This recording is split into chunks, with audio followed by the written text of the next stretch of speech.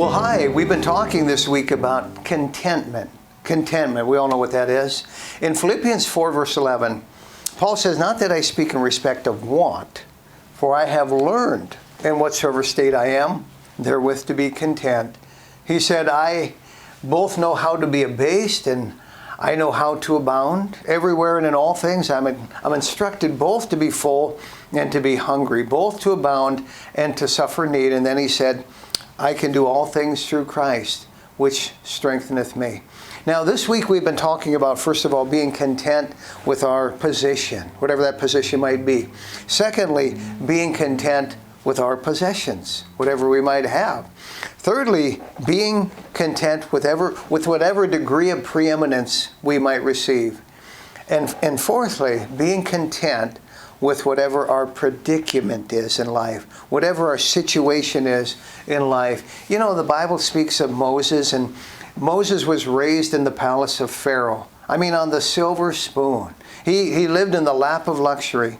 But after he killed that Egyptian, he was on the run. He winds up staying with Jethro, marrying one of his daughters. Very simple man, simple life, simple hut, simple job, tending sheep. And the Bible says in Exodus 2:21, "And Moses was content to dwell with the man." He said, "This is okay, I'm fine with this. This is my predicament." So what is your predicament in life? You know, personally, just to let you know, I like to live by schedule. I like to have a plan. It's very trying to be in the ministry, very frustrating. The hours are weird.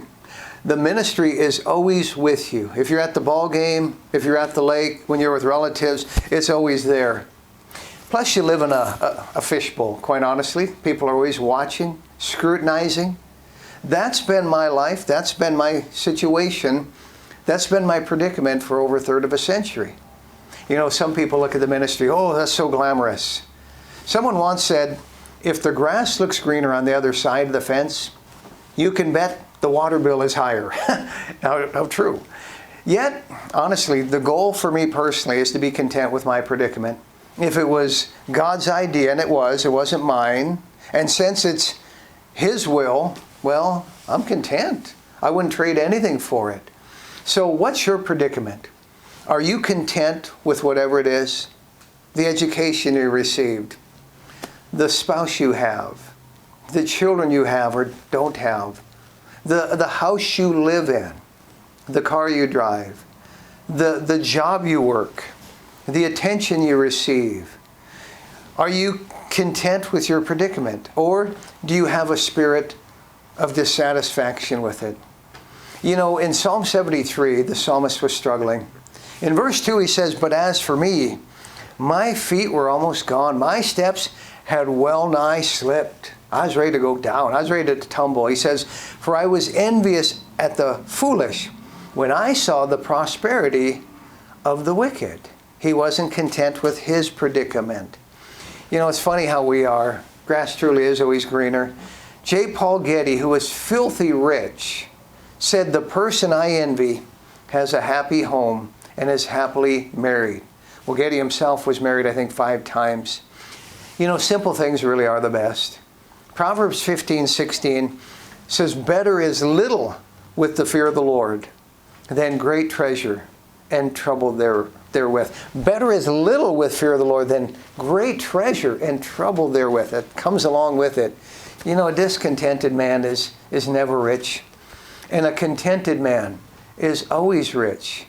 To whom little is not enough, nothing is enough. You know, if you have children, for example, it's been well said, children make a poor man rich. And how true that is. You know, if you have children, let your home ring with laughter and love and conversation, stuff that gadgets won't buy. The average kid has everything electronic, and yet they're bored stiff. They have a closet full of stuff. Spend time with your kids today. Teach your kids to work. And, above all, teach them to be content with what they have. Content with just the necessities. In Psalm 128, the Bible says in verse 1, "Blessed is everyone that feareth the Lord, that walketh in His ways. For thou shalt eat the labor of thine hands. Happy shalt thou be, and it shall be well with thee. Thy wife shall be as a fruitful vine by the sides of thine house, thy children like olive plants round about thy table. Behold, that thus shall the man be blessed that feareth the Lord. That's great, isn't it? If you're a Christian, you know what the Bible has to say to us? In Ephesians 5:3 it says, but fornication and all uncleanness or covetousness, let it not be once named among you as becometh saints. In other words, it's not even becoming of a saint. So we need to find our sufficiency in the Lord. In fact, the psalmist said this in Psalm 73:25, whom have I in heaven but thee? And there is none upon earth that I desire beside thee. So what is it that develops contentment? Well, first of all, we need to learn to be thankful. We need to learn to be thankful. Psalm 126:3, the psalmist said, the Lord hath done great things for us, whereof we are glad. That's a thankful man. Also, we ought to be able to rejoice in another's blessings. I mean, if they get blessed, great. And teach your kids to do the same thing. Someone else's blessing is not our loss. We also need to learn to give. It enlarges the heart. We become more content. We also need to focus on the needs of others. A covetous person focuses on things instead of people. Oh, I got to have that stuff. But what about people? You know, a contented person focuses on people instead of things. Well, if you have a content home, you're a blessed person indeed. And a man's riches consist not in the amount of his wealth, but in the fewness of his wants. Isn't that good? So remember this, Philippians 4:11. Paul said, not that I speak in respect of want, for I have learned in whatsoever state I am, therewith to be content. I know both how to be abased and I know how to abound. Everywhere and in all things I am instructed both to be full and to be hungry, both to abound and to suffer need.